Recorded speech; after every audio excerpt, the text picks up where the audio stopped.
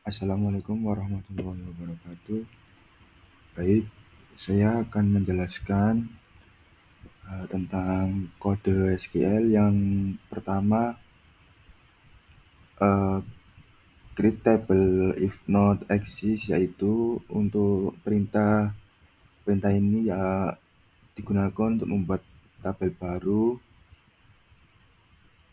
yang bernama status adopsi, dan jika tabel dengan nama tersebut belum ada, jika tabel tersebut sudah ada, maka perintah ini akan diabaikan. Yang kedua, status adopsi ID varchar prima key, yaitu kolom ini berfungsi sebagai primary key, yaitu kunci utama, sehingga setiap baris di tabel ini harus memiliki nilai unik di kolom tersebut, yaitu nilai tidak boleh nol. Yang ketiga, status adopsi varchar 100 not null, yaitu kolom kedua status adopsi itu bertipe varchar dengan panjang maksimal 100 karakter. Kolom ini memiliki atribut not null, yang berarti nilai di kolom ini tidak boleh kosong. Yang ketiga ini yaitu status keterangan varchar 20 not null, yaitu terlihat ada kolom lain dengan nama yang status yang sama, tetapi dengan panjang maksimalnya beda, yaitu 20 karakter. Lalu tanda titik koma ini berguna untuk mengakhiri perintah SQL. Lalu selanjutnya kita akan menjalankan, yaitu ketik select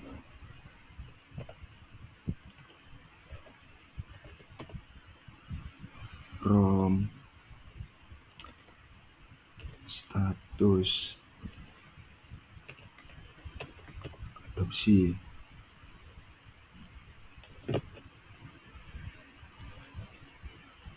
Dan kita run.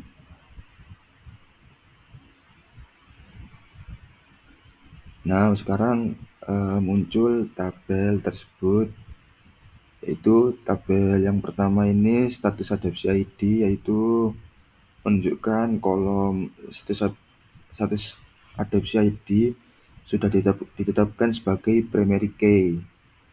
Dan yang kedua ini status adopsi, kolom tersebut berhasil dibuat dengan tipe data karakter varying 100. Saya akan menunjukkan tutorial untuk melakukan select, yaitu dari where condition, group by, sama having pada Postgres. Sebelumnya, saya akan tunjukkan tabel patokan yang akan saya gunakan. Saya akan menggunakan tabel di kebutuhan. Kita lihat dulu bagaimana tabelnya. Jadi tabelnya seperti ini, ada isinya kebutuhan ID, nama kebutuhan, jenis kebutuhan, deskripsi kebutuhan, urgensi, status pemenuhan, tanggal mulai, dan tanggal selesai. Lalu di sini saya lanjut aja, misalkan nanti kita mau select dari jenis kebutuhannya misalkan. Jadi bisa kita masukkan pertama, oke, ke sini kita ketikkan select. Terus tadi kita mau masukin dari jenis kebutuhan, jadi kita masukin jenis kebutuhan. Lalu agar memudahkan kita untuk nanti havingnya, jadi kita gunakan count, kita akan menghitung berapa banyak jumlah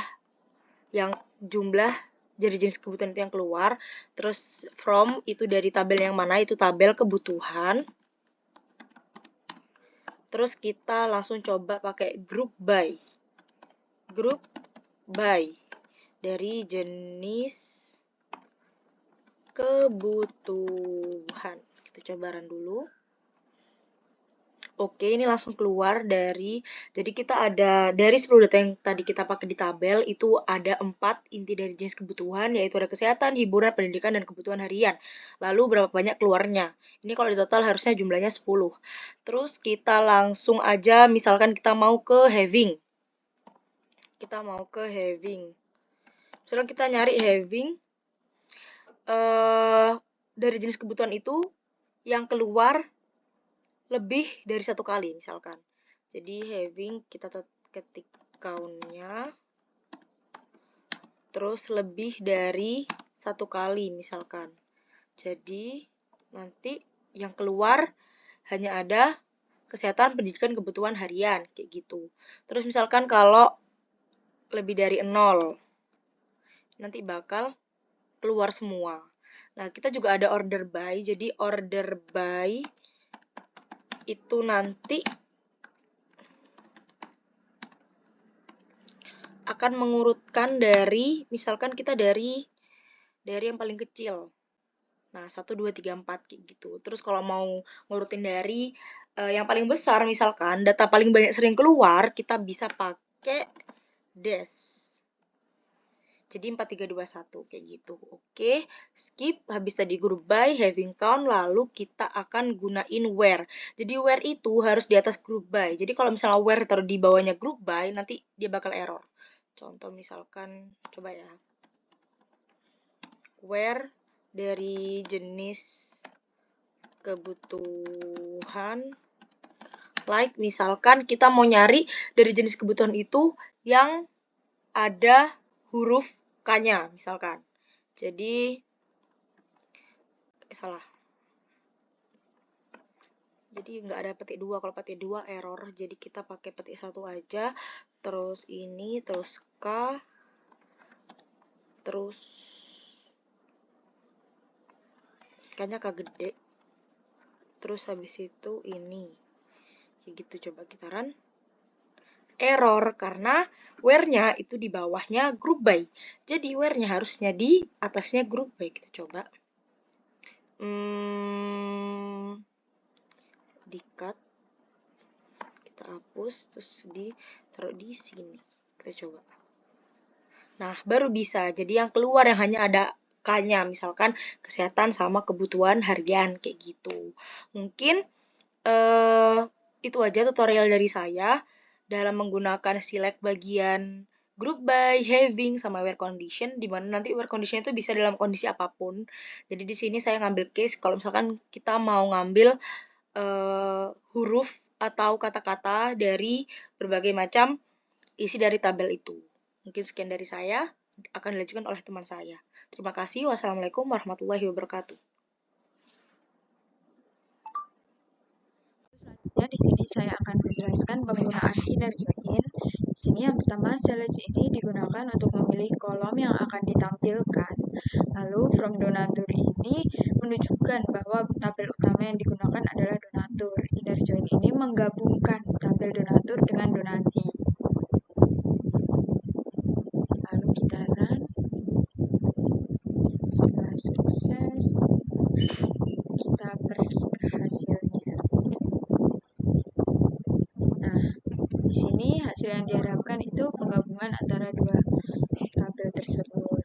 Dengan inner join ini, kita akan mendapatkan kombinasi data dari kedua tabel, di mana yang hanya donatur yang memiliki donasi yang akan ditampilkan. Seperti ini.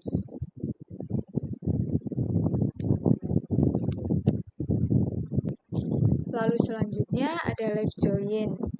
Left join ini akan menggabungkan semua baris dari tabel donatur dengan data yang cocok dari tabel donasi. Jika tidak ada data yang cocok dari tabel donasi untuk di baris donatur, maka nilai dari kolom donasi akan bernilai 0. Coba kita run. Itu hasilnya seperti ini. Donasi, tanggal, jenis, nilai donasi, keterangan 0 karena Alice Johnson ini belum melakukan donasi. Lalu selanjutnya kita beralih ke right join.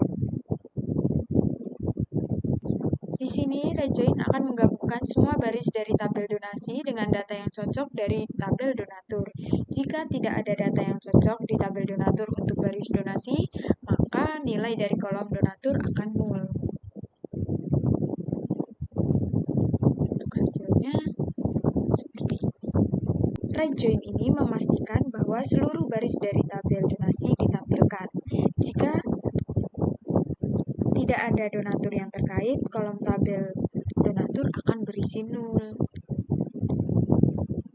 Karena dari data yang ada semuanya terkait, maka tidak ada yang nol dan hasilnya seperti ini. Sekian, mungkin bisa dilanjut teman saya. Oke, untuk selanjutnya kita akan melakukan insert, update, dan juga delete. Yang pertama kita akan melakukan insert, yaitu untuk memasukkan data ke dalam tabel. Di sini saya ada beberapa tabel. Kita akan melakukannya di tabel pengurus. Misal saya mau memasukkan data pengurus baru. Ini bisa klik kanan, script, lalu pilih insert. Lalu akan muncul seperti ini. Ini tinggal kita isi saja yang ada di dalam ini. Misalnya pengurus ID itu saya ke 11, lalu nama pengurus, alamat email,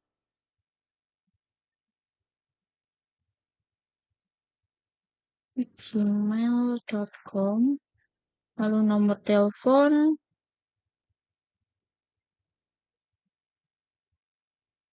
lalu tanggal kerja,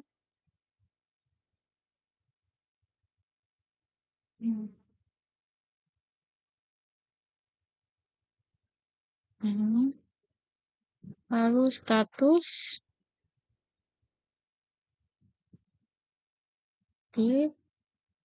username,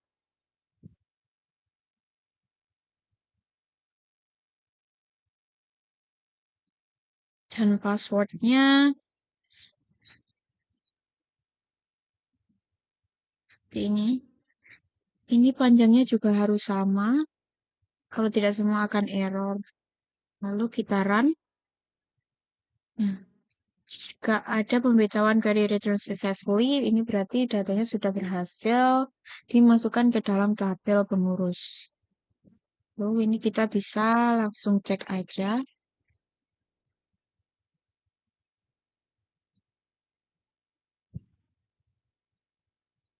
Klik pengurus, tabel drive, pengurus ID. Nah, ini jadi yang data kita masukkan tadi itu sudah ada ya dalam tabel pengurus ini. Lalu selanjutnya untuk update kita bisa melakukan dengan seperti ini atau bisa saja sama kayak tadi dengan klik kanan, pilih script dan audit. Ini saya tulis secara manual saja dengan klik dot pengurus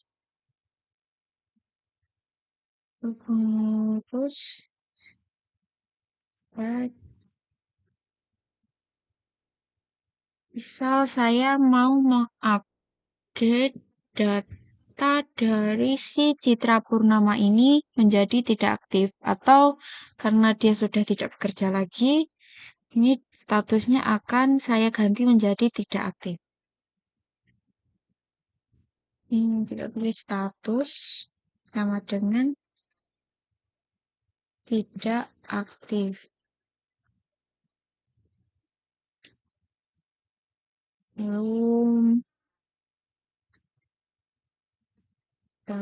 where di pengurus ID sama dengan di ini si Citra Purnama ini ada di pengurus ID dengan basicnya 3. Berarti ini kita tulis 3. Lalu kita run.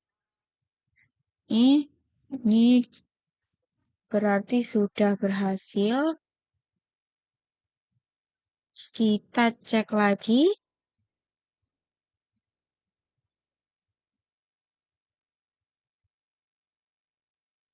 Public dot pengurus ordered by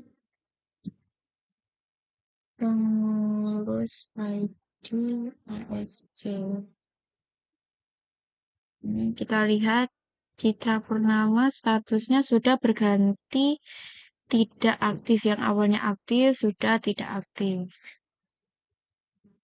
Lalu selanjutnya kita akan melakukan delete atau penghapusan data pada tabel. Misal saya mau menghapus data dari Citra Purnama ini yang tidak aktif. Ini kita bisa melakukan dengan delete run public pengurus where pengurus ID sama dengan 3. Bisa dituliskan seperti ini atau bisa dituliskan karena kita mau menghapus yang statusnya tidak aktif. Kita bisa melakukannya juga dengan penulisan seperti ini. Status sama dengan tidak aktif. Ini juga akan sama saja hasilnya. Kita akan run. Nah, ini berarti sudah terhapus. Berarti ada satu data yang statusnya itu tidak aktif, makanya berhasil dihapus. Ini kita bisa lihat lagi.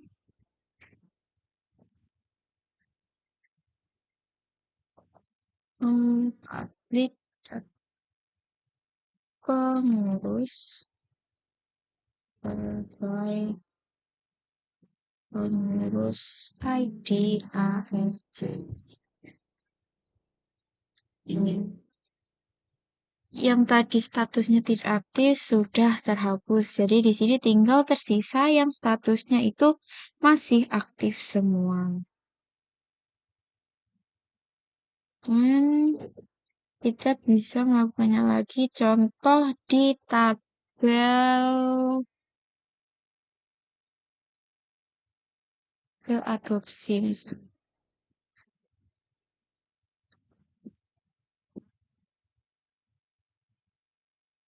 Nah, misal ini. Misal di sini kita mau menghapus data yang telah misalnya kita mau menghapus data yang statusnya itu sudah disetujui. Nah, berarti ini kita bisa langsung menuliskannya seperti ini.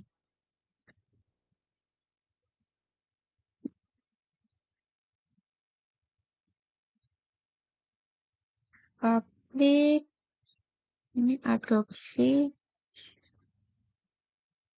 where di mana status prosesnya ini adalah disetujui.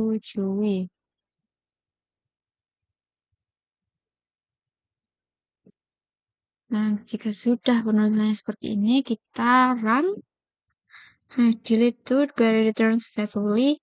Ini berarti ada 2 data yang berhasil dihapus karena status prosesnya itu adalah disetujui. Kita bisa lihat lagi. Image from public adopsi order by adopsi ID. Nah, di sini data yang tadi berisi kan itu sudah dihapus. Jadi data yang tadi itu sudah dihapus semua dan tersisa 6 data ini. Oke. Sekian dari saya, terima kasih.